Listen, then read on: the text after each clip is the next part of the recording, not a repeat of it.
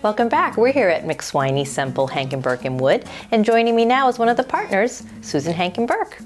Welcome. Hello. Thanks for hosting us the next 3 weeks. Our pleasure. Tell us a little bit about the firm. You've been around for quite some time. We have. The firm was started in 1973, and we have had offices in both New London as well as Concord. We no longer have our Concord office, and we have chosen to really focus in on the New London area and the Upper Valley.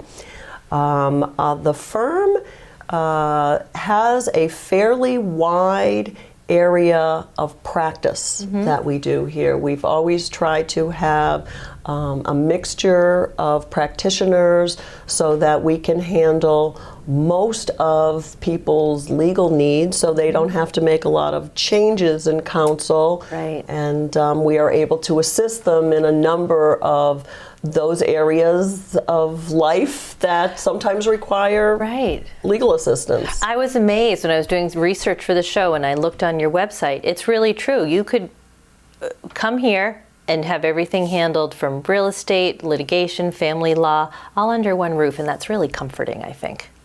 We hope so. We hope so. And I've been here for about 30 years now myself, and have seen a lot of changes in the law, have seen some changes in the community. Right. And we look forward to continuing to work with this community and their legal needs and the changing face of the law.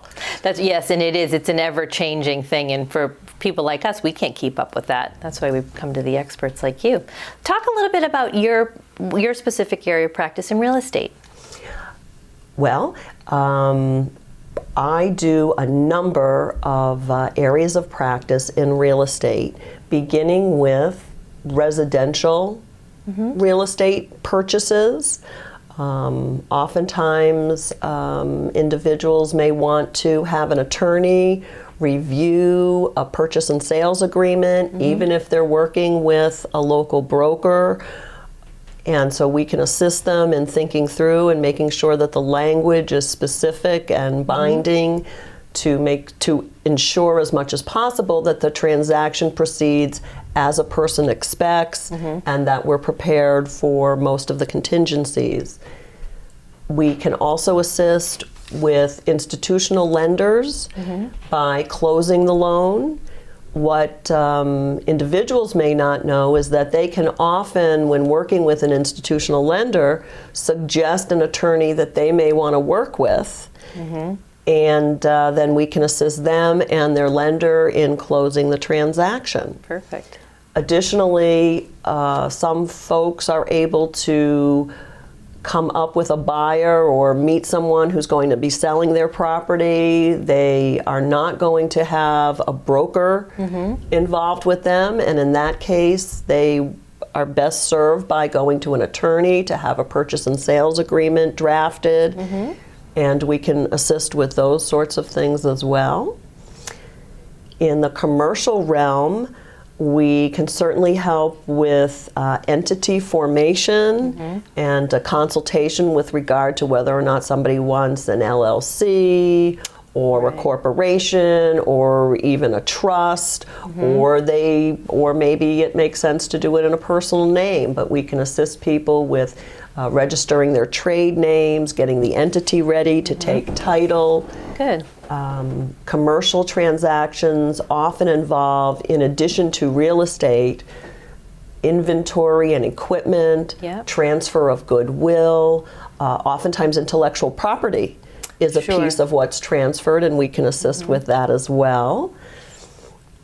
I think that is a pretty good zoning, I think, is interesting. I'm looking that on my notes because there's a lot of zoning regulations out there. There are a lot of zoning regulations, and what we can do is one of the aspects of looking at purchasing real estate, either commercially or residential, is what we call a period of due diligence, where an individual either themselves or through their agent, will look at various issues, one of which is zoning. And sometimes people will need a zoning opinion, especially for a commercial transaction. Their lender will require a zoning opinion. And I can certainly assist folks in doing that. Additionally, once property is owned, or even if someone is thinking about it and needs some sort of a change in the building itself or the use being made of the real estate, I can assist by representing them in front of any of the local land use boards. Nice.